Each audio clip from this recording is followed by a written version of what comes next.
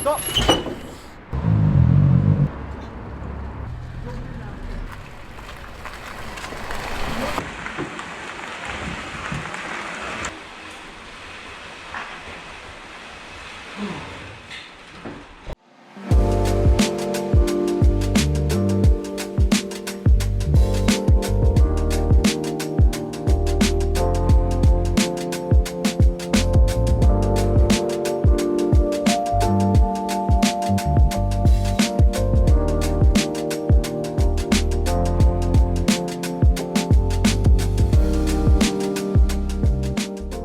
Welcome back to the channel, guys. So as you can see, we have purchased a BMW M3.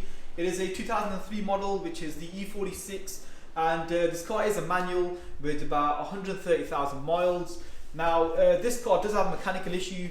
As you guys saw in the previous clip, we had to literally push the car into the body shop. So yeah, this car does not start or drive, and from what we know, we actually purchased this car from a mate of ours, and he's told us that when he was on the motorway driving 70 miles an hour, he heard a bang knocking sound, and there was literally oil all over the motorway. And yeah, since then the car has not started and obviously not driven. So yeah, we purchased this car off our mate. It is registered as a Cat N, and yes, it does have mechanical issues like I just mentioned. And those aren't the only issues with this car, guys. As you know, it is a 2003, so it's going to have some rust. Well, this car does have quite a lot of rust. So see, what we'll do is we'll talk him around the car, and we'll show him all the you know, bits of repair work that he's doing. First of all, guys, the car is quite mucky. It's been parked in the tree for quite a while. There's leaves, there's dirt all over the car, so it needs a proper clean. But the main issue for us is going to be trying to sort out the engine. So coming to the front of the car, guys, you'll see that it is quite mucky. And if you're probably wondering what this is actually for the bonnet. This is actually the bonnet latch. If you lift it up, you can literally open the bonnet. It is quite stiff. You have to give it a bit of a welly.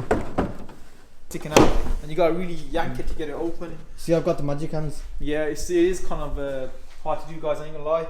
And if you look around here, guys, you'll see it's got quite a bit of rust just along this region here and here as well. And the spring that's sat inside there is slightly out of line, so it does need lining up, because it is quite tough trying to get this bonnet open. So yeah, inside the engine bay, you'll see that it is fairly clean. But like I said before, guys, it does have an oil leak at the bottom of the engine somewhere. At the top you can't really tell, but you know, once we diagnose the issue, we'll find out exactly what's going on with the engine. But yeah, engine bay doesn't look too bad from the top. We've got a drop of oil in there. The engines are quite expensive as well. I mean, the cheapest one on the internet, you're looking about £6,000. Yeah, because it's an old car, it is going to be hard to find parts for this car. It's a 2003, and you know, I know for sure getting engine parts it's not going to be easy like it is with the new cars. So if you come along this way, guys, you'll see that the wing does have quite a lot of you know, paint that's bubbling up, and a lot of corrosion underneath this paint. So yeah, it does have a lot of rust. I mean, that's common on the E46 BMWs. Yeah, I think when it comes to repairing this, guys, we're gonna probably sand it all down. Maybe use fiberglass if it's not too bad to repair it, and on the underside we'll seal it properly so it doesn't do that again. That might need to be cut out and another piece installed. If not, just change the wing. I think it'll be easy to just change the wing on it. You know, I have seen people do repairs on these you know, corroded areas. They normally use fiberglass to do it, but it depends on how big the you know, the corrosion part of the wing is. I think that's past fiberglass mark. That we'll see what happens when we get to that.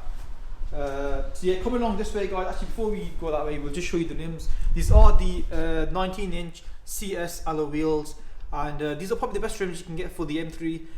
It's got a bit of you know, corrosion just along here, so we will have to sort that out. What tyres does he have? I think he has budget tyres on there. Yeah, I'm not too sure what these tyres are, to be honest. But all we know is they were flat when we actually got them, so we had to inflate them to get them on the recovery truck, and now they're starting to go flat again, so they're not holding air. Anyways, coming along this way, guys, we've got some more corrosion along there. There's no corrosion at all on the rear arch. So this whole arch is sat a lot lower on the driver's side, because we think the spring or some kind of you know, leg component is broken. That's why it's sitting lower on this side. So we need to figure out what that is. If you come along this way, you'll see it has got quite a lot of corrosion just along that region there. We've got a rear light that's all kind of matte colour for some reason, so we'll have to kind of cut and polish to get that back, so hopefully that shouldn't be too difficult. So these are the facelift lights, LEDs. Yeah, it's the same issue on this side, guys, so we've got the matte colour on the light and you've got all this corrosion just here as well. And if you look at the exhaust tips, those are obviously aftermarket. That's why they look ridiculously big and they stick out quite a bit as well. I think this car might have an aftermarket exhaust, but we're not too sure. We can only find out when you actually jack the car up. Rear parking sensors, a broken antenna, that should be an easy fix.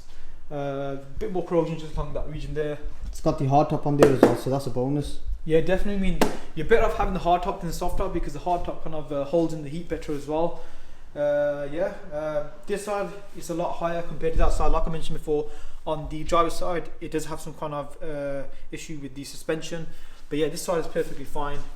All 4 alloy wheels are in pretty decent condition. They might need a light refurb, but for what it is, guys, it's actually in pretty decent condition. You've got more corrosion just along this wheel in here, just behind the mirror cap just there. So coming to the inside of the car, first of all, the back seats are pretty much mint. I'm not too sure how you open this. Oh, is it from back there? Yeah, back seats are in really good condition, guys. It's like no one's actually sat in them. That's how good they are. Compared to the front seats aren't, you know, as good a condition. There's quite a lot of wrinkles just along this region here, and quite a bit of discoloration. Same on the driver's side, but the driver's side is quite bad, to be honest. So we definitely need to do something about that when we do restore the seats. This car is a manual, like I mentioned before, so it does have the light up gear knob. I'm sure that lights up, doesn't it? Yeah. So it's a little nice feature that. So we've got loads of paperwork as well. So I have 2 keys and a master key, and literally there's a lot of sackload of paperwork inside there, which is really good. That paperwork with an old car. I mean, some of those receipts in the paperwork, they're like for thousands of pounds, guys. So whoever's you know, owned this car previously, yeah, that's not going to shut now. There's that much paperwork inside there.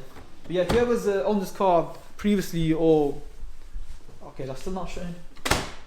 I mean, they are holding value as well. They're starting to go up in value now. The E46 and 3s. You can't M3s. really find one of these for less than £5 grand. There's no way. No, £10,000. 10,000. Well, there you go. They're worth quite a bit. You used to be able to pick them up for about 5 to 6 They used to go for about 5, 6. Now they've gone up like twice the price. I've seen someone list one of these for like 20 grand, but his was like 80,000 miles. So yeah, this is one of those cars that we just want to restore. We don't want to modify like crazy. We just want to restore it, guys. Get it back to working condition, and just maybe minor mods here and there. Nothing too crazy. I mean, if you want to know what the price we actually paid for it, we'll reveal in the next video. But just drop your comments down below what sort of price you think we actually paid for it. We actually got it for a really good price. Well, I think you got it for an absolute bargain, to be honest. So yeah, the next video, guys, we'll reveal what we paid for the car, and we'll start work on the engine bay. We'll start stripping out all the parts, and we'll see if we can figure out what's going on. I mean, where the leak is coming we've never done an engine build on the channel, so this will be one of the first ones. Engine builds on the channel. We've done all kinds of body work, we've done all kinds of panel repairs, welding new panels on, but you've never seen us do a engine rebuild, so that would be really good for the channel. That. But for now, we're going to end it there. Thanks a lot for watching. Comment, like, share and subscribe, and we'll see you guys in the next one. Cheers.